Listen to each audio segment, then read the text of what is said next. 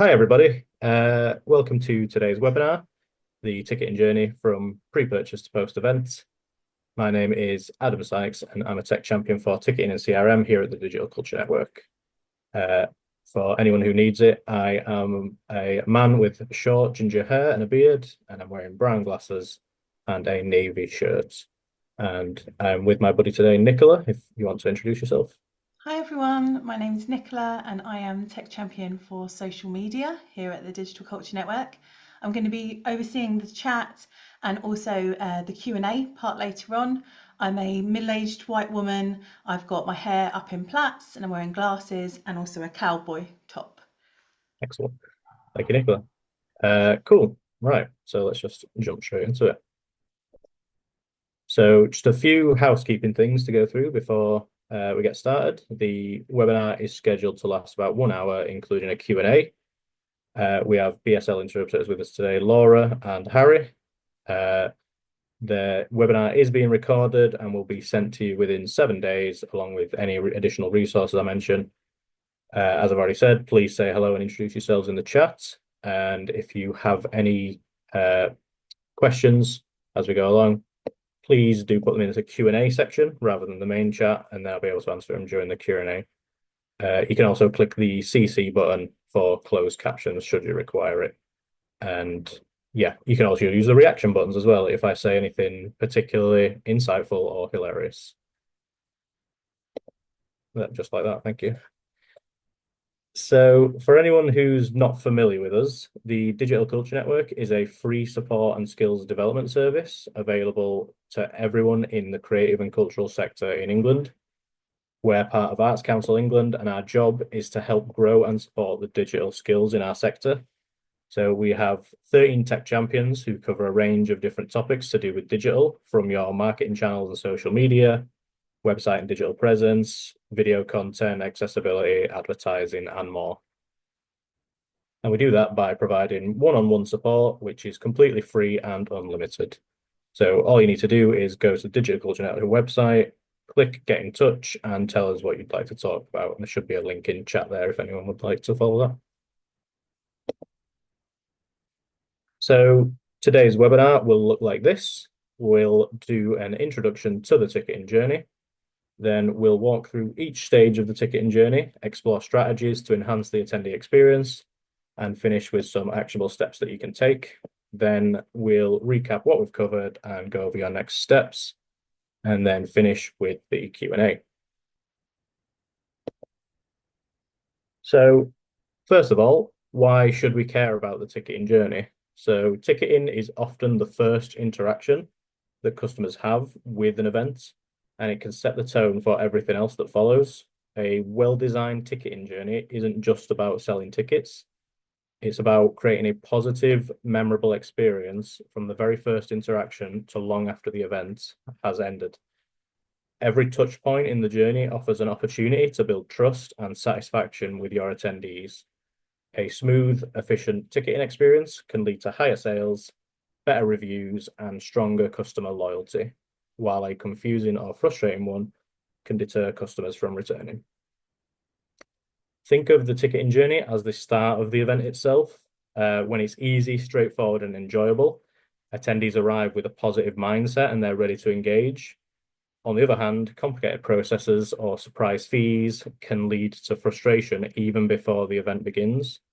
So a streamlined ticketing journey reduces friction, builds excitement, and sets the tone for a positive event experience. Investing time in optimizing the ticketing journey not only improves the experience for individual attendees, but also strengthens your brand reputation. So happy attendees are more likely to recommend your events to others, boosting organic growth and increasing future ticket sales. So focusing on the journey isn't just about logistics, it's about building long-term success through better attendee experiences. So I've talked about the why. Now I'm just going to hit you with a quick poll just to make sure you're all awake and ready to learn. I'd just like to have you tell me what you think of your own ticketing journey. So there should be a poll appearing. right in front of you right now. So if you all want to just fill that out, I'll give you all a couple of seconds to get your answers in.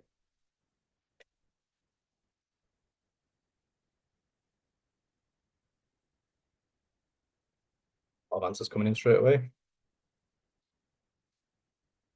So I'm seeing a trend already. And we've got most of them in now, so I will end it there. So I'll show you results. One person thinks it's pretty much perfect. So either that's a joke or I need to talk to you afterwards and find out your ticketing journey.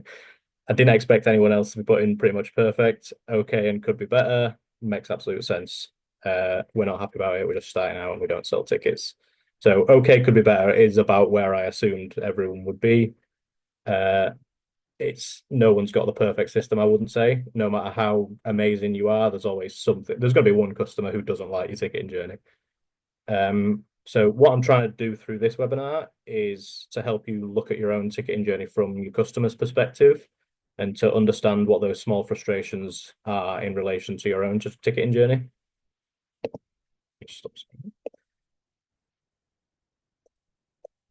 So we're going to break down the ticketing journey into the 5 main stages. So each stage is a critical touch point with the attendee, providing an opportunity to improve their experience and build a connection. So let's look at each one briefly. So awareness is the first stage where potential attendees become aware of your event. At this stage, clear and engaging information is crucial to spark interest and encourage people to learn more. Pre-purchase. So once interest is piqued, attendees start exploring ticket options and details on your website. This is where the design and usability of your ticketing page really matter.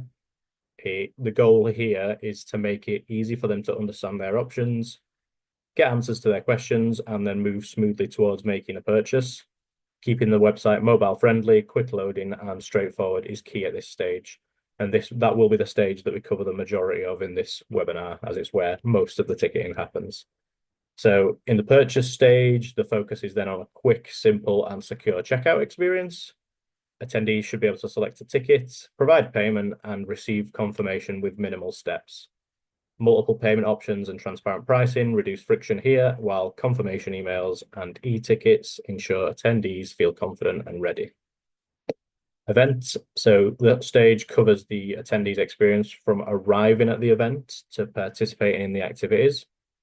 A seamless entry process with tools like digital check-ins or mobile ticket scanning make for a smoother experience.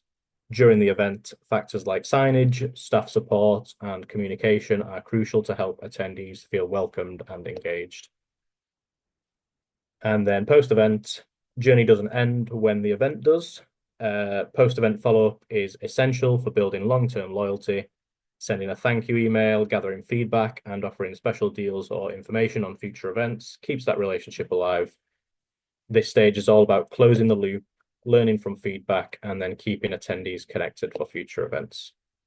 So each of these stages is an opportunity to build trust, provide value, and create a memorable experience. And together they form the foundation of a strong ticketing journey that encourages attendees to return and recommend your events to others. And we're going to start with awareness. So awareness, as I said, is all about the first impression. So think about where your audience might hear about the event. It could be through social media, email, ads, or word of mouth. But the goal here is to be clear, visually engaging, and transparent. Make sure that the event details are easy to find. So the date, time, venue, and price should be front and center and easy to read. You can include any other fancy bits that you want in or around that, but that must be the biggest takeaway for your customers. Think about the type of marketing that you receive as a customer and which ones stick in your head or make you open an email, things like that. Test out a few different channels to see which resonates best with your audience, whether it's Instagram, Facebook, or email. Depending on what your offering is as an organization, your channels and audiences will be different. So it's important to find the one that works best for you. Just be aware that you will need to have captured marketing permissions from your customers for this. And if this is something that you want to dig into further, I can recommend booking for a free one-to-one support with my colleague Jacqueline, who's tech champion for email marketing, if you need any further support in that area as well. So building awareness is all about reaching the right people with the right message. By leveraging the customer data, we can make our marketing efforts more personalized and more effective by creating a tailored experience that resonates with potential attendees. Segment your audience. So use customer data to segment your audience based on demographics, past attendance, interests, and engagement levels. For example, you might create separate segments for repeat attendees, early bird purchasers, or those who showed interest in similar events. This segmentation allows you to send targeted messaging that feel relevant and specific to each group. Create personalized ads based on those interests. So targeted ads are more effective when they're customized to the audience's preferences. Use data again on attendees' past behavior, like the types of events that they've attended, to create personalized ads. So, for example, if someone's attended a jazz concert, they might start seeing ads for an upcoming blues or a souls event, which taps into a related genre. Tailored email campaigns. So personalize email marketing by using names, ticket history, or event preferences. And again, for example, you could send early bird ticket offers to past attendees or highlight VIP tickets for people who purchase premium options. Personalized emails create a sense of familiarity, making recipients more likely to engage. Again, leverage past purchases follows on. So you can suggest related events or add-ons based on past purchases. So if someone regularly buys the VIP tickets, you may offer, exclusive pre-sale access or custom upgrades, perks, discounts, things like that. Tailoring recommendations based on past behavior can drive higher engagement and sales. And then encourage action. So using data-driven insights, send reminders to those who've shown interest but maybe yet haven't purchased tickets, highlight scarcity or limited availability. So messaging like only a few tickets left or last chance for early bird pricing. It creates a sense of urgency and is more effective when it's sent to users who maybe have already engaged with your event as well. So leveraging customized data for personalized ads, email, and recommendations can make your marketing efforts more relevant, timely, and engaging.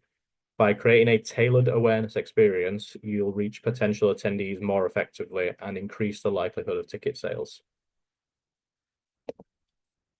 So now we're done with awareness, we're moving on to pre-purchase. And as I said, this is the big chunk and the majority of the webinar, as it's the part where the customer's going through the actual ticket buying process.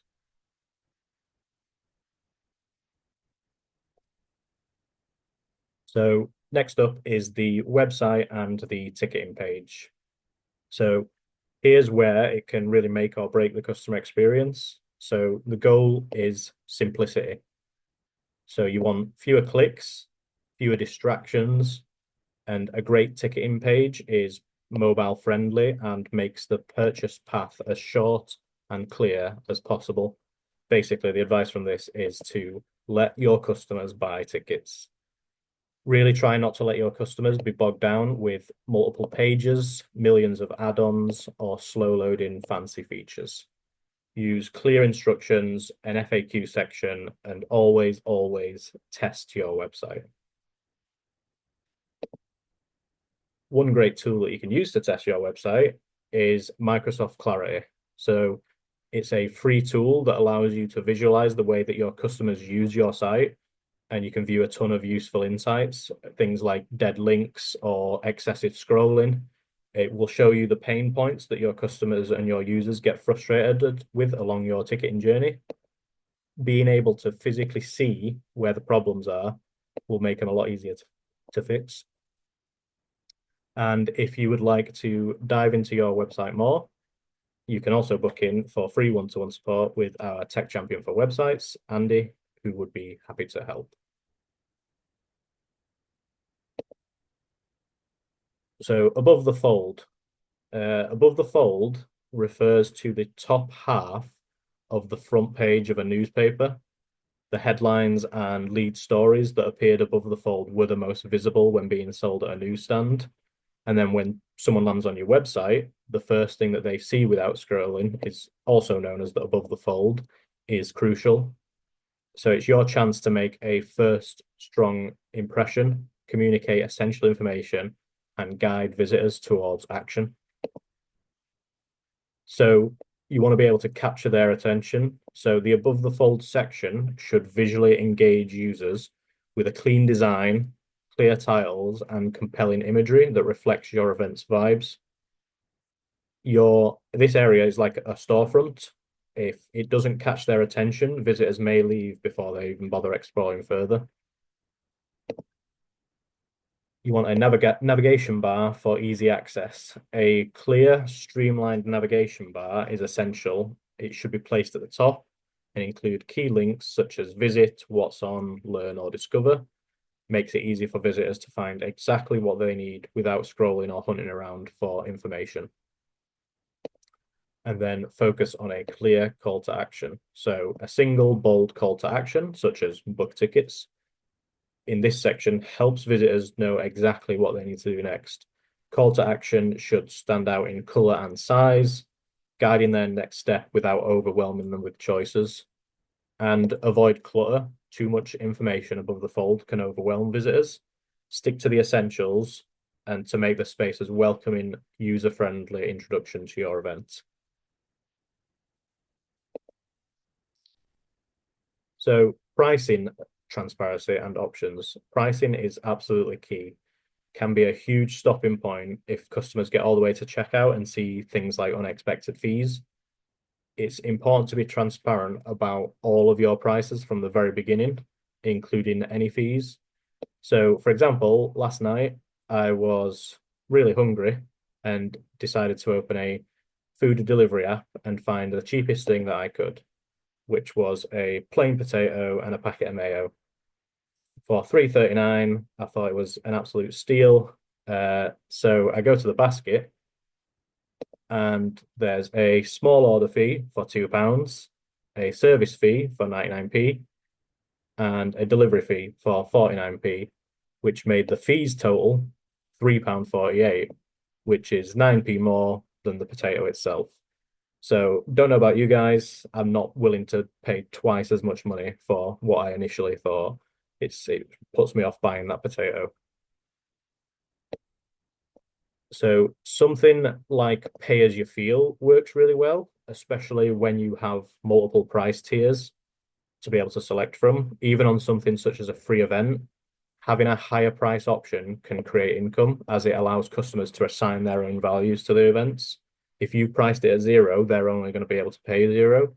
Whereas if you give them multiple options, it's even a little bit, it's free income at that point.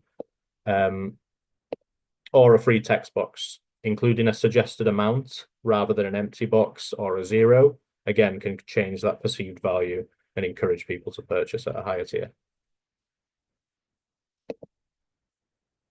So offering too many ticketing options can also confuse customers. It can create friction in that purchasing process. So when attendees face an overload of choices, they're more likely to hesitate, second guess, or even abandon the purchase altogether. I'm sure we've all seen tickets like these, where each ticket type offers slight differences, such as access times, reserved seating, food and beverage vouchers, or exclusive event areas. With so many variations, attendees may struggle to decide which options provide the best value or whether they're missing out on certain perks. So if we look at the left-hand side, which is flowing off the screen and just looking like an absolute mess, we can simplify this into just three simple tiers. So with only three options, attendees can easily compare the benefits of each tier, make a confident choice, and proceed with their purchase more quickly. And also, as a side thing, remove early bird as a ticket option. You can often control this in the back end with dates and times. And again, it just reduces those number of ticket options. The ticket options that you have should only increase in perks. You know, you've got your general admission, which is a standard access, VIP, which gives you early access and reserved seating, and then ultimate VIP, which is everything above plus some extras. Try not to have too many options that don't offer every single thing, because you're going to have people confused about, I want to be able to buy this, but I can't at this tier, etc.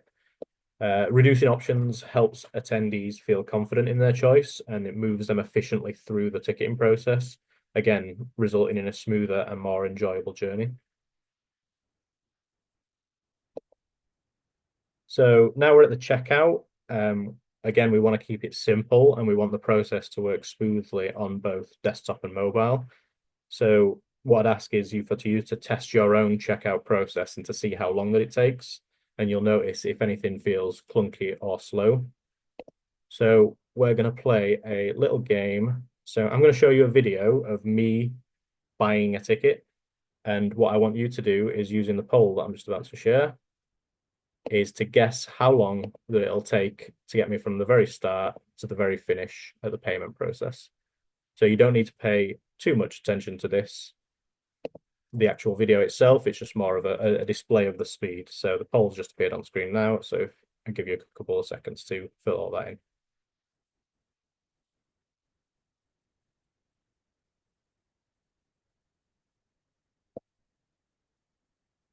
But you weren't expecting a second poll.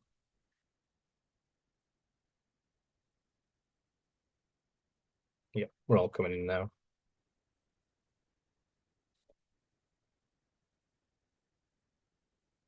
70% full. I'll give you another 30 seconds, 10 seconds or so. Cool. I will end that poll now, and I won't show you the results until after I've showed you the video, so we can all witness it at the same time, and the surprise reveal at the end. So just to be clear, I've started at the very beginning of the ticketing journey. I've not done through the whole main page, anything like that. It's just we're talking about the ticket inside. So here we go. So I'm easily able to select my date. I've chosen my price type and added some gift aid, and then immediately I'm already at the payment page within 10 seconds. So as you can see, none of this information is real, so you can't steal any of my identity. This is just me typing out to facilitate as if I'm doing an actual payment, but the thought's the same. So as you can see, very early on, I was already straight to the final page, which some could argue is you're done with the payment, with the ticketing journey at that point. But if you've got a bad checkout process, that could also hinder. And I'm adding a donation, and then I'm done. So 47 seconds. So let's see how everybody did. So which is almost exactly what I expected. 3 to 4 minutes, 2 to 3 minutes is the expected idea. One person put 0, which I will give you the grand prize of, which is nothing, but you won. You can feel good in knowing that you've achieved the the winning of the webinar. What I'd want you to ask is, why did you expect it to take 3 to 4 minutes? Why was that the average time? Is that yourself, how you go through it? Is it maybe your experience with your own ticketing journey from your own organization? But yeah, it's something that we're thinking about.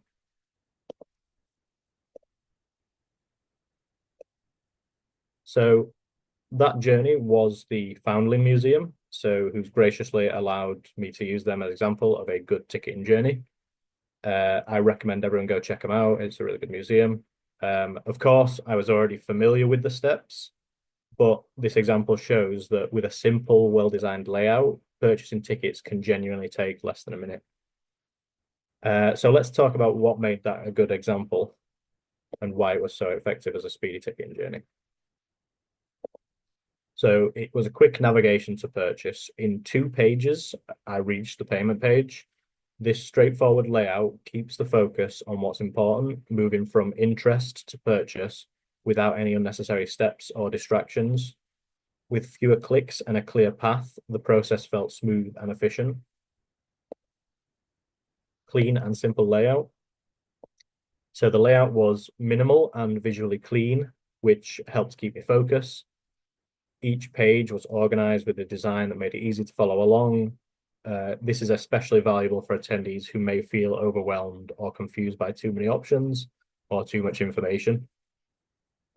And then clear information at each step.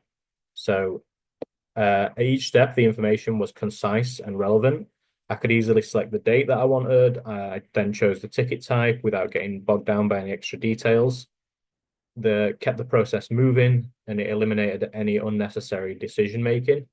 You may have also noticed they allowed me to add gift aid and donations at certain points throughout the journey. And again, they didn't interrupt the flow of the journey to ask me that. You may have noticed that some ticketing journeys, you get pop-ups here and there. They just kept it all part of the same page. It was added to my basket once I got to the payment page. So a speedy ticketing journey is not just convenient for attendees, it also improves the overall impression of your event. It builds confidence in your system and encourages quicker conversions. So keeping it simple and intuitive pays off. So now I'm just going to walk you all through a real life example of a more in-depth ticketing journey. That of a theatre, which often has more stages and more areas of potential frustrations. So the average cart abandonment rate for online shopping in general is 69.57%. That means that nearly 7 out of 10 people who start the journey process do not make it to the end, which means three out of 10 actually are the people that are buying the product at the end. Which is why it's so important to reduce those frustrations wherever we can and to reduce that abandonment rate as much as possible.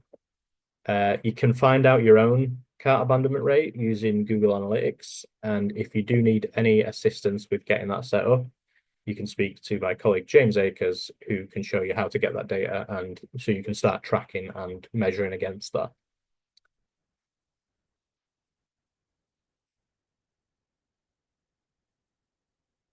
So we're on to do a ticketing journey here for a theatre. I've anonymized the journey so that we can focus solely on the customer experience. So this is after I've selected the show and officially started the journey. So I'm booking here to see A Christmas Carol. Right at the start, I'm met with a calendar view, which makes selecting a performance quick and intuitive. The options are presented in a clean view with available dates and times clearly displayed.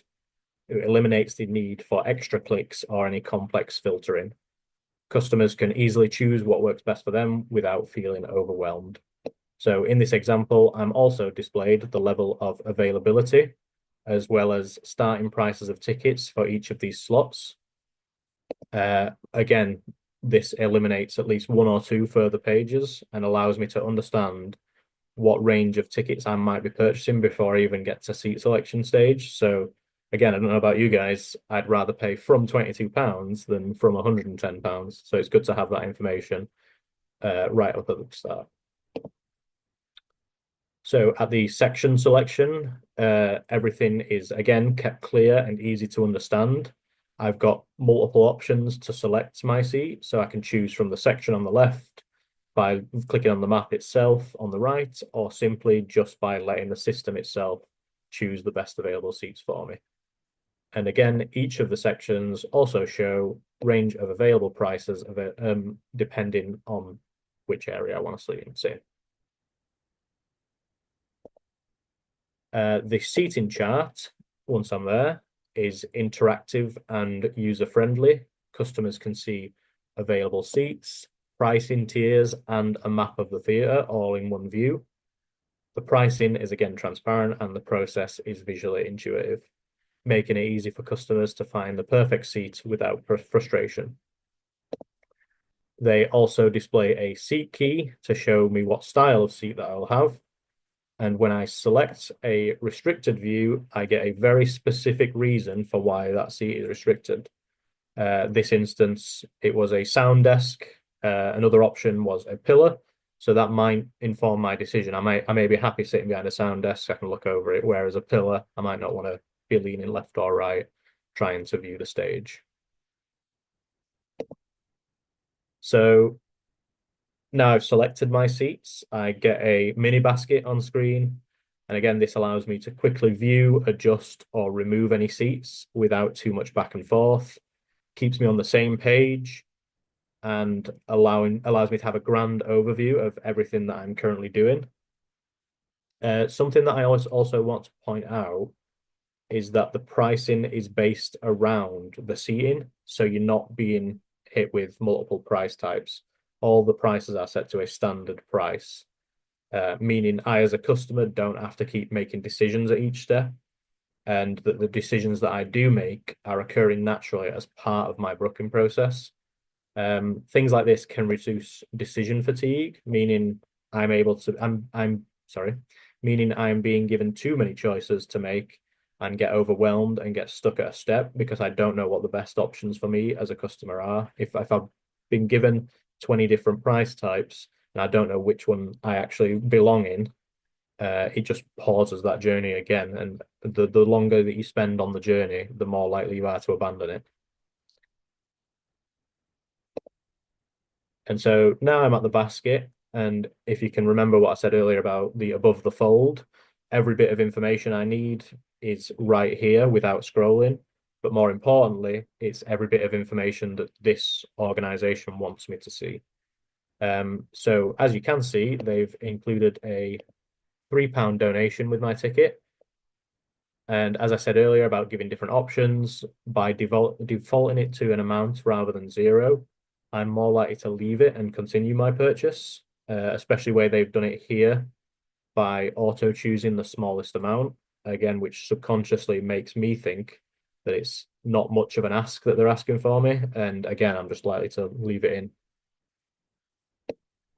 They do offer a nice, generous button for me to remove my donation very easily, should I wish, which again, I think is a bit of a sociological thing where they make it big and obvious. So you have to almost guilt yourself into saying, I don't want to donate to you. One thing I mentioned earlier, and I wouldn't usually recommend, that some of you may have noticed, is that there are now fees added in the basket. So again, ideally, you want to let your customers know how much they'll be paying from the very beginning. So I wouldn't actually encourage this part of it, to avoid any unwanted surprises at the checkout. However, in this specific instance for this organization, I understand why that they've done it, because they're trying to encourage you to join their membership program, which removes booking fees if you join. So I'm not going to tell you not to try and make the money, especially this organization gets a lot of its money from donations and their membership scheme. Presumably they've done the research and figured out, it's more cost beneficial to encourage memberships than maybe show the fees. But my personal opinion is show all of the fees from the very beginning. So even though all of that information was at the top, I could still scroll down on that checkout page and get a lot more detail. So again, I get a breakdown of all my seats and a reminder of any seat information, such as restricted view, again, which is really good. They've not interrupted anything here. I'm also offered a program or any other extras. The important thing to note with this is that this isn't a pop-up. Again, it's part of that basket page. I'm not being distracted by pop-ups. It's not interrupting the flow of purchase. I can choose to ignore it should I wish. Where rather with a pop-up, you have a more active role in it. You have to cross it off or, get out of it. And it allows me to make that decision of whether I want to include that. And again, it is done automatically. I click add to basket, it just adds it to my total at the end. So at this point, I'm then asked to log in or register. So many systems offer a guest checkout option to streamline the process for first-time or one-time buyers. This can reduce friction again and can help prevent cart abandonment by not requiring customers to create accounts. So for repeat events, however, or organizations aiming to build long-term customer relationships, you might encourage account creation instead. Accounts allow you to save customer information for future purchases, offer personalized recommendations, and track loyalty. I personally don't think that there's a right or wrong for this. It's again, in one of those important things that's for you to think about your organization and how you'd want to set this up this stage of your journey. So you're balancing the convenience of a quick checkout with long-term relationships. So something like a theatre will already requires more information from a customer, so it's less of an extra step over something like a museum that may prefer to implement a guest checkout for daily admissions just to get people buying tickets. The important part in this particular example is keep it all on one page, and I am able to sign up quickly and easily should I choose. So what can we learn from that example? So first of all, limit choices to what's essential to avoid overwhelming customers. Be transparent about your pricing to build trust and reduce frustrations. And then keep checkout simple with as few steps as possible and ensure your confirmation of that purchase is clear and to the point. These steps help create a more enjoyable and straightforward ticketing journey. This example and the Founding Museum works because it's designed with the customer in mind. Each step is clear, intuitive, and fast. There's very little room for confusion or frustration, which again builds that trust and makes for that positive experience. We can apply these principles to any events, not just theatre. Keeping layouts clean, steps minimal, and tools user-friendly, we can create an enjoyable ticketing journey. And again, transparency in pricing and intuitive navigation are key to building that trust and ensuring customers complete their purchase confidently. So just going to move on to purchase now from pre-purchase. Told you it was a big chunk. We're getting to the small bits now. Quickly, I wanted to mention payments and the importance of offering just a few different payment options. So things like credit cards, Apple Pay, Google Pay, or alternatives like PayPal, Stripe, and Go Cardless. It makes easy for people to choose what works for them. But most importantly, make sure that it's secure. Look for the SSL certificate, the little padlock, to let your customers know that their payment information is safe on your website. And if you can, let people save their payment details for next time. Again, this small step adds convenience for repeat customers. So now the audience has purchased our tickets, let's talk about what follows. So customers should receive a confirmation email as soon as possible, closely followed by the actual tickets themselves or included in the confirmation email in the first place. It should, again, be clear, readable, and give all the important information.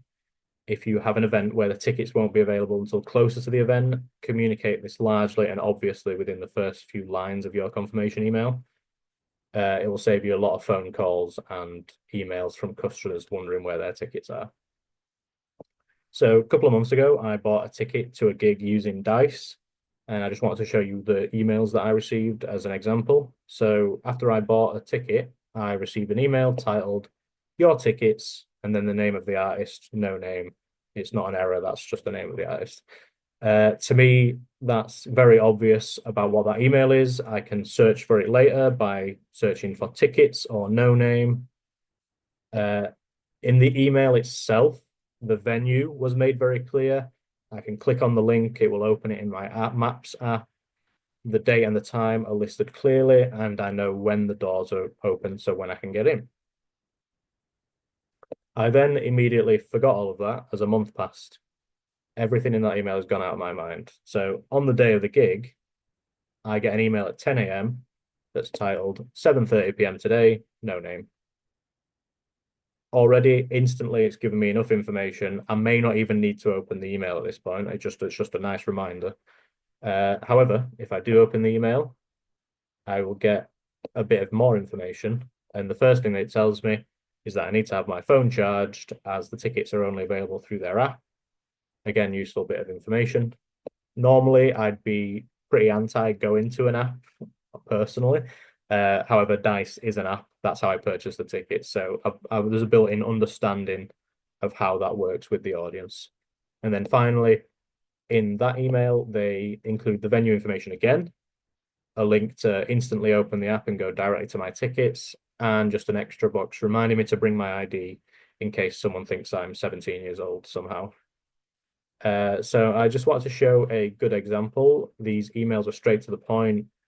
They had only the relevant information. It was clear and easy to understand. And again, it reminded me on the day where I needed to be so that I wasn't digging back through 1,000 emails to try and find the original one.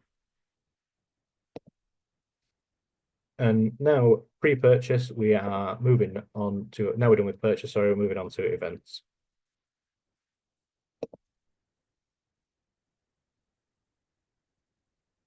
So tracking attendance is key to understanding event success and gathering insights for future improvements. By keeping accurate records, you can measure engagement, identify popular ticket types, and ensure smoother experiences for all attendees. Digital check-ins like QR code scanning or mobile app entry make tracking quick and easy. This approach provides real-time data on attendance numbers, wait times, and peak entry periods, and it helps you optimize entry flow and reduce bottlenecks. Attendance tracking also helps identify no-show rates and trends in late arrivals. Use this information to adjust communication, send reminder messages close to the event, and fine-tune entry procedures. Maybe there's public transport that arrives every half hour, whereas your shows start on the hour or something like that. Maybe there's ways that you can figure that out and change your setup to better accommodate late arrivals or no-shows. Review attendance data after the event to understand attendance by things like ticket type, time of arrival, and even the speed of the check-in itself. These insights can inform future planning, helping you anticipate turnout, adjust pricing tiers, and enhance the experience overall. And then with accurate attendance records, you can follow up with attendees and even reach out to no-shows with special offers or content. This outreach fosters loyalty and encourage future attendance. Efficient attendance tracking not only streamlines entry, but also provides valuable insights, helping you continuously refine and improve your events. And then finally, we're done with events, and we are moving on to post-event. So let's talk about keeping the conversation going even after that event. A great post-event follow-up strengthens connections with attendees and gathers valuable feedback. So the best time to send a post-event follow-up is within 12 to 48 hours after the event. This is when attendees' experiences are fresh and they're most likely to remember and give thoughtful feedback. Timing may vary based on the event type and audience. So for example, after a high energy concert, a follow-up the next morning keeps that excitement fresh and you'll be able to capture immediate feedback. While for something like a professional conference, sending a recap survey 24 to 48 hours later allows attendees time to reflect and provide more thoughtful responses. Directly ask for feedback. Encourage attendees to provide feedback by including a link and a specific sentence asking for what you want. It doesn't need to be long, just a few questions about their experience and what can be improved. And if you have any upcoming events, mention them here. So you can include a save the date or even offer early access or special pricing to attendees. Again, building on that momentum of a great event can increase retention and build excitement for future events. So this is the one that I received for that gig that I mentioned earlier. It's one paragraph. Again, they keep it simple and straight to the point. They ask me about my recent experience, about every part of the experience, and if I've got a minute, can I fill it out? And I'll let you guess whether or not I did. I won't say. So onto the feedback, and this isn't just direct feedback from your audience. Get feedback from everything, collect data on everything that you can. Anytime that you change something, measure what impact that had so that when you can make informed decisions backed up by actual proof. I can't tell you how many times I've heard, oh, I feel like this event was really busy compared to the last one, but you have no way to prove it. Once you gather feedback, look for common themes. What did attendees enjoy? What didn't work so well? Use that information to keep improving the ticketing experience for future events and refining your processes. And if you want to look into surveying your audiences more, or maybe what type of questions that you should be asking, you can get in touch with my colleague Jack to discuss audience surveying data. And to wrap up everything, I just wanted to talk about building long-term relationships. So things like loyalty programs or offering a membership program can be a powerful way to build loyalty and create a community around your events. So memberships give attendees exclusive benefits like early ticket access, discounts, and VIP perks, encouraging them to stay engaged and feel valued year round. By investing in loyalty and engagement, you're creating a community of supporters who feel personally connected to your events.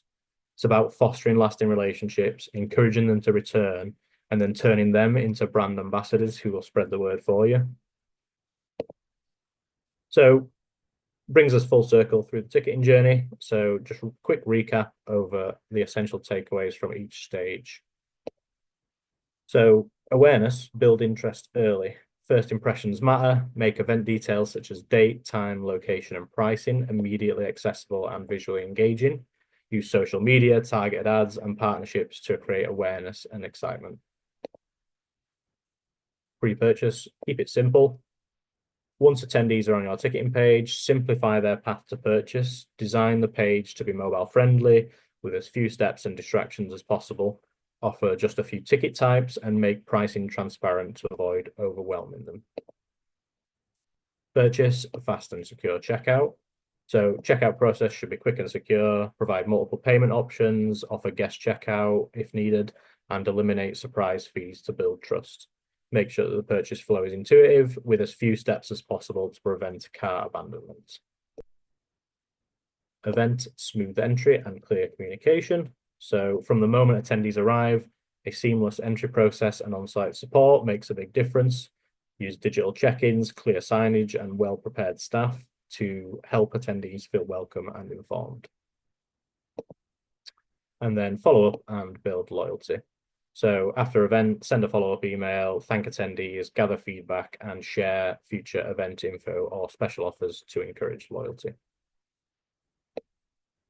So by refining each stage of the ticketing journey, we can make the process faster, easier, and more enjoyable for attendees. Small improvements at every step add up to a big difference, helping us build trust, increase loyalty, and ultimately boost attendance. So if there's one takeaway that I'd ask for you to think about is look at each step of your ticketing journey and to make each of those steps more than just a transaction. And I'm not just saying you need to do every single thing that we talked about today, but just start by picking one or two areas that you could know that needs improvement and build on it from there. And over time, these small changes can have a big impact on customer satisfaction and loyalty. And if there's anything I've mentioned today that you'd like to speak more about, you can also get in touch with me. Just before we head over to the Q&A, I just want to let you know that you'll get an email within a week to include all of the mentioned links, presentation, answers to any unanswered questions if applicable, and a link to the recording. And if you could please fill out the satisfaction survey that we'll be sending around, you can let us know how you found this session. That'd be great. You can get in touch with us with the following. We've got our email address. You could sign up to our newsletter. You can follow us on any social media that we may or may not use. And last little thing, what better way to celebrate the new year than with a Digital Culture Network webinar? So we've got on the 14th of January, Roberta, our accessibility tech champion, is hosting The Missing Lens, Enhancing User Experience for Hidden Impairments. And you can register for that using the chat and link in the chat as well. And cool, that is everything. Over to you guys now for the Q&A. That was brilliant. Thank you, Adam. That was great. We've got quite a few questions in the Q&A. Please feel free to add them in. It's not too late. What we can do is, if there are ones we don't get round to, Adam will answer them, and then we can send that out to you along with the recording. You will get an answer. You will get an answer. Okay, so we've got a few that I've already indicated would be good to answer live. One question, you mentioned removing early bird prices. What happens if you offer early bird? Do you just change the price after the early bird is finished? Yeah, the way that I've seen it done is people will set up an entire price type that is early bird pricing. It's set to £10 or whatever. And then it's more manual effort where you will then have to create the standard price that after a certain day you go in and change it, which is why I discourage it first of all, because it relies on that human element where you have to be there ready and remember to do it. And I myself have worked in a variety of ticketing departments, and I will own up and say I forgot to do that a few times. So try and automate as much of time based and price changes as possible. Don't make it fall on one person's shoulders, because they end up being off that day, then you've got no idea what's going on. Okay, great. Um, okay, next question. This person sells tickets to their own events, but Mhm. so do the venues where they Yes. hold the events. Are there any specific challenges or issues they need to think about? Yeah, I suppose. So which side are they from? They're like a traveling. They're the touring group. Yes. Okay.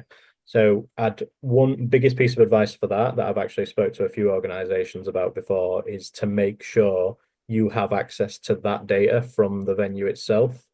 A lot of places don't have this in their agreement. And if you want to, again, if you want to talk more about this, you can book in a call with me. But a big part of it is they sell the tickets and then the venue keeps all the data uh, because it's not written in that first agreement. So just make it part of your contract. It's very standard.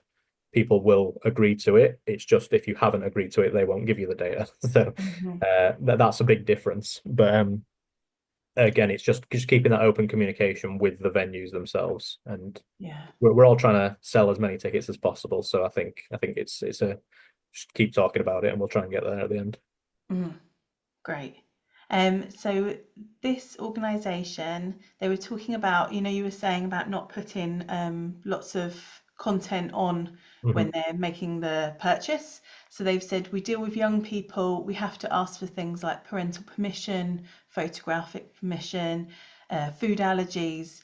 There isn't a way around it. They Mhm. have tried to send the email afterwards, but 80% of them don't fill in the questions. Yeah.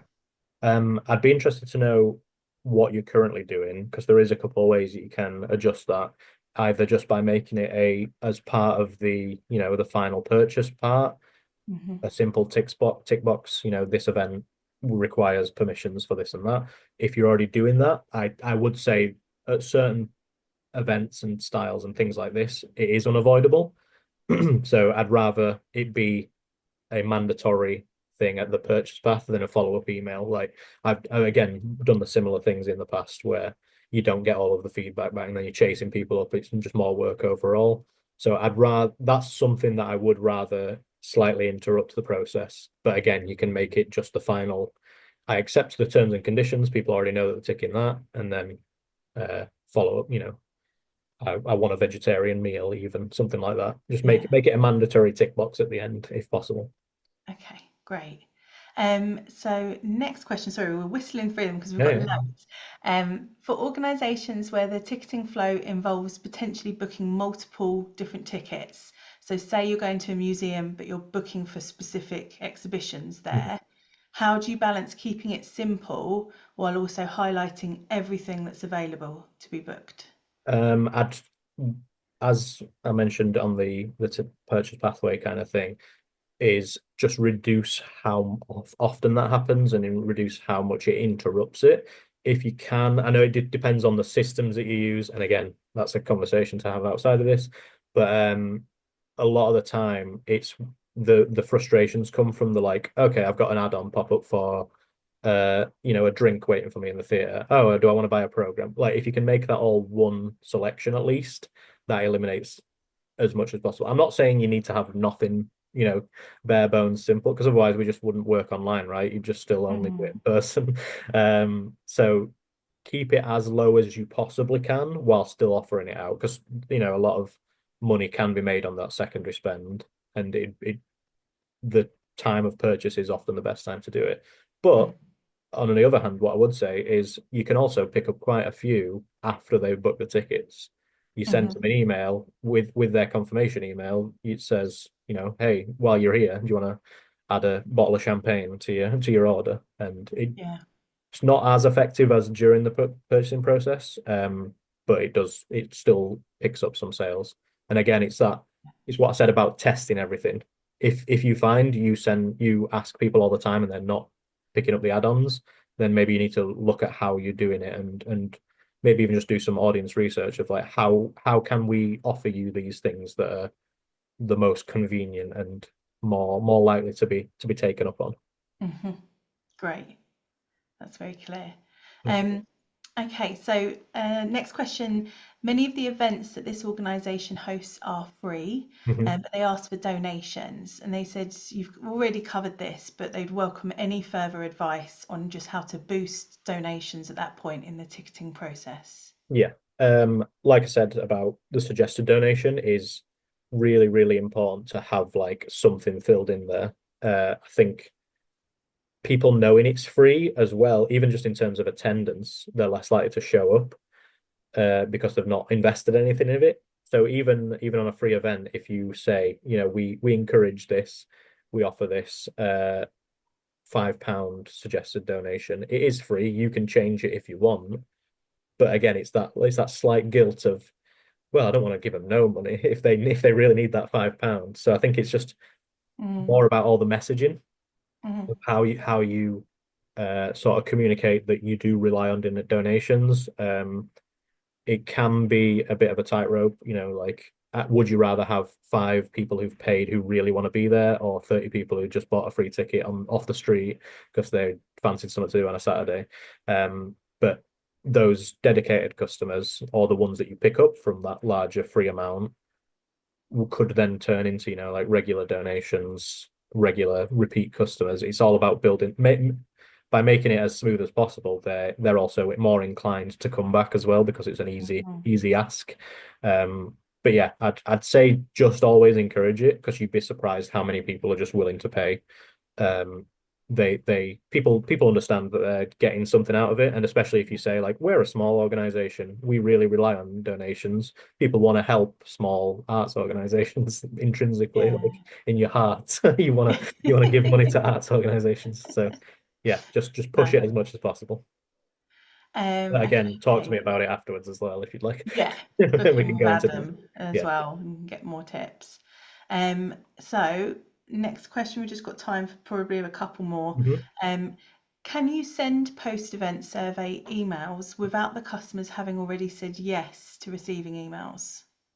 So you can send a little bit.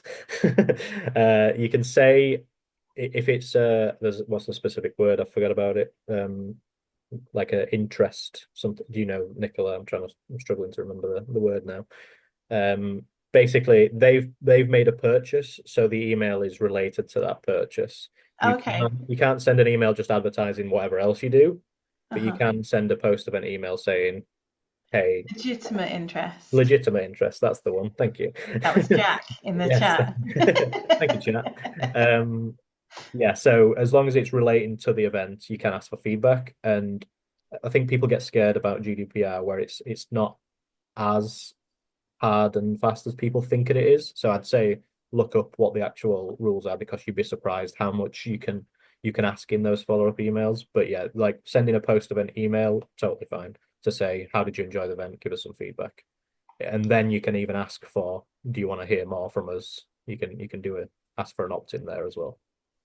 Brilliant. Thank you. Okay, last quick Yep. question. So I'm trying to find the one that I've highlighted. Mhm.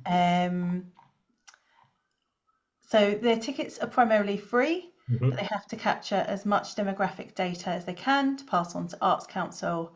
They only have 1 or 2 questions that are required. Do you have any recommendations for it? So again, that's a really good one to ask at the checkout, is, you know, make it if the questions are open-ended, then it's a bit more difficult. But if it is just like a quick multiple choice, that's even easier. But that is also something that I'd consider speaking to Jack, the audience data Hmm. and survey collection, because he does a lot of work around the on the day at the event collection, and you can get quite a lot of information from the people when they're already there, rather than the before or the after. People are Yeah, already invested. They're at the event. They want to have a good time, and if you're giving them a good time, then you can say, "Hey, do you mind just ticking these, you know, asking these questions for us real quick before you leave?" that's a great point. Yeah, Jack is always really helpful for getting more out of the Mhm. audience, finding out more. Yeah.